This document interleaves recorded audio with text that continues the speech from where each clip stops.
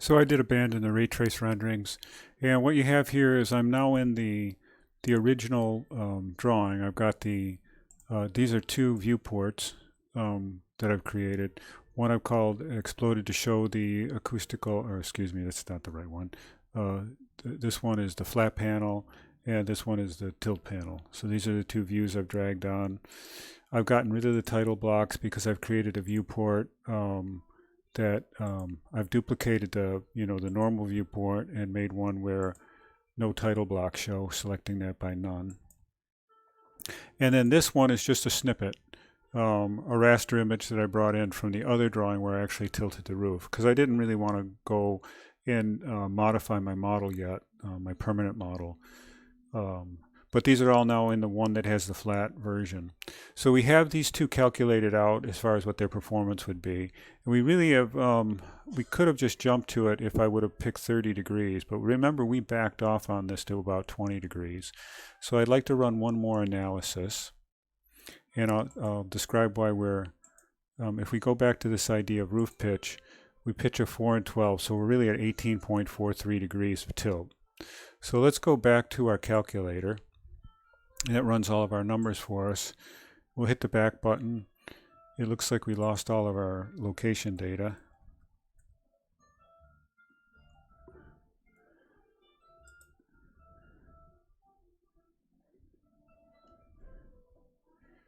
And then we'll go to where we get to input the tilt. I think we put in 330. Let me go back and I'll go back to one of our spreadsheets just to see what our values were. We go to the raw sheet.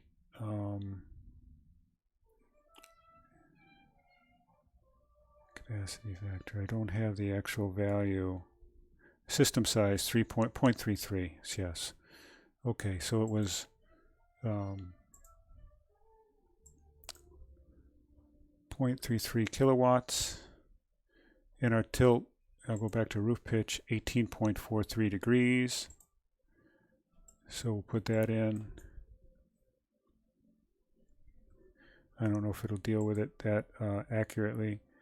And we'll leave everything else, well, we'll change this to roof mounted, fixed roof mounted.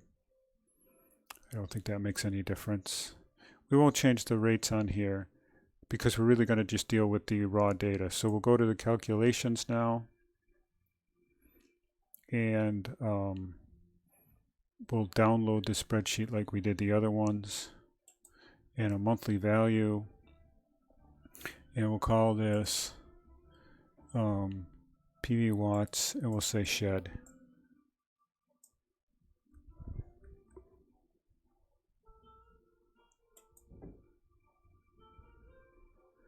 Then we'll go back to our spreadsheet. And we'll do another import. So we'll go File, Import, and we'll upload, and we'll look for that file again, and that's the shed one. We'll open that up, and we're going to want to insert a new sheet,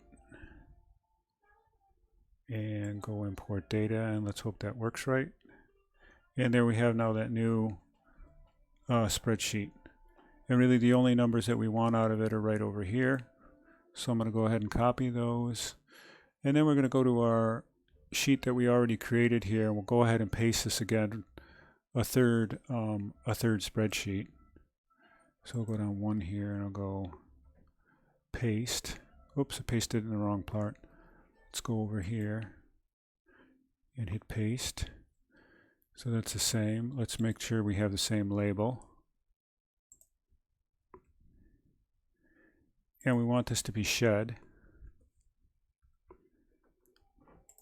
And we'll make this whole bar across here green. Maybe that green. And in this case, now we have outputs approaching that of the tilted, because we are up in the, this is at 14, then it went up to 23. Now we're back to the 20. So we've got improved performance. And what we can do is we can actually take this column and paste that down here. Now we have 80 panels. Let's just check our numbers here, make sure that our formula is working right. D36 times F36, and then we come up with a total output power. That's quite a bit higher now because we're actually able to use 80 panels because we tilted our roof. So we now are obviously spending more and all of that associated with it. But let's go ahead, I'll copy this one down.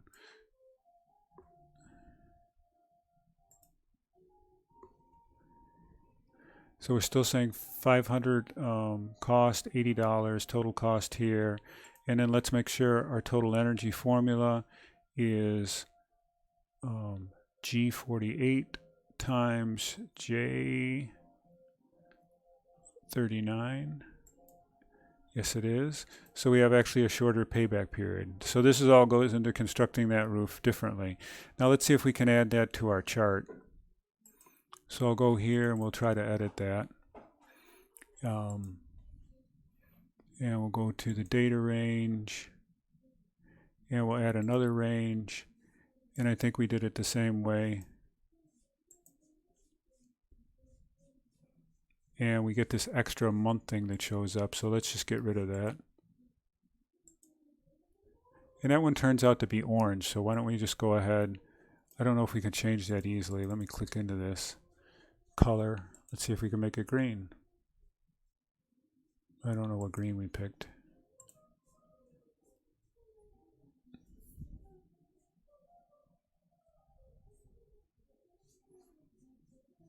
All right, I'm wondering why that one's less. Well, it is less at this edge of it, but the overall volume of energy, especially in the peak periods, turns out to be pretty good. So that's our comparison. Still wondering, I guess that's correct. Just seems it's a little bit significantly different, 500.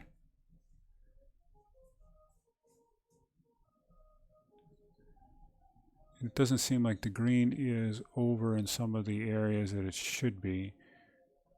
Well, that's because we're comparing apples to oranges because we only have 64 panels in the red one. So a few things to look at. We're going to pull this spreadsheet back onto the other drawing, but I want to take a look at kind of an analysis here. So we've got a $500 flat panels, $600 tilted panels, this payback period of 10.3, 10.7. We're generating 27,000, 25,000, and then when we go to a shed roof, we're actually generating 31,000 kilowatts. Of course, we have more install cost because we have more panels, but we have a shorter payback period. I would like you to take time to think through these numbers, what they mean. And we're going to put this back on that other sheet, and then we're going to, let's see if we can print this.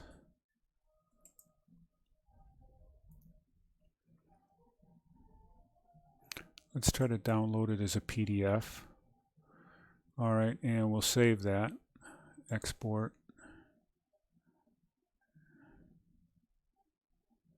And I probably need to save that someplace, so I'll save that into our environmental controls folder that I've created. And now let's see if I hope Revit will allow us to place a PDF, which it does.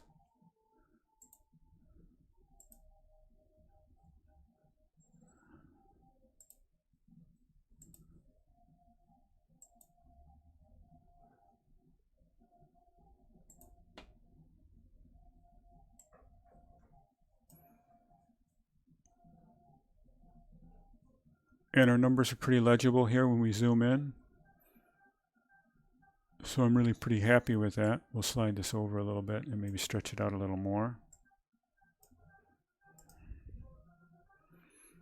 Okay, so we have our three systems. We need to draw some labels probably under these to color code them.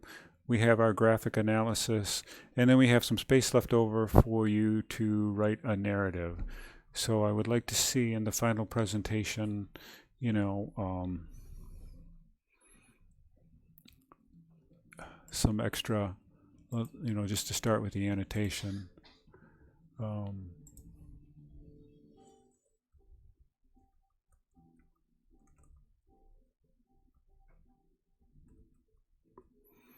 I've got that written flat panel configuration. Let's bump that up a little bit. I don't think we want display type. Oops. No. That looks pretty good, except for I always make that A uppercase. Okay, so I think you get the point. I'll leave a little bit of the layout to you, though. I've got a PV panel configuration analysis. We've done 3 analysis.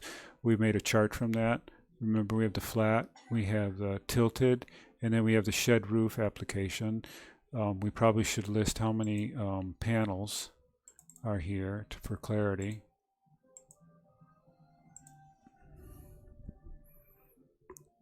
$80 panels.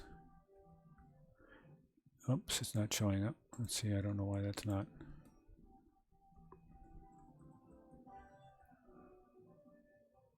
Put that in parentheses. So anyway, I'll copy this down.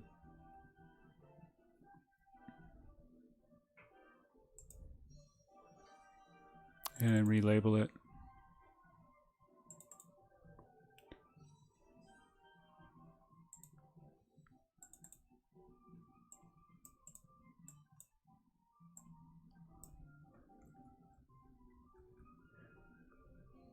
I don't know why that won't start editing right away. And this is 64 panels.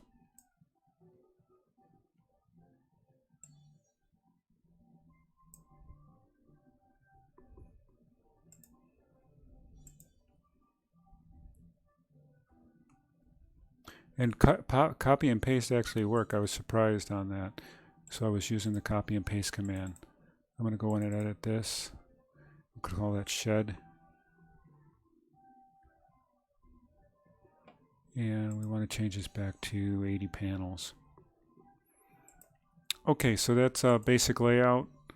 Let's stretch this out even larger. With a narrative written on this, and I don't want it to be from Alfred, New York. I want it to be another location, and we probably should write what the location is. I'll actually introduce that right here.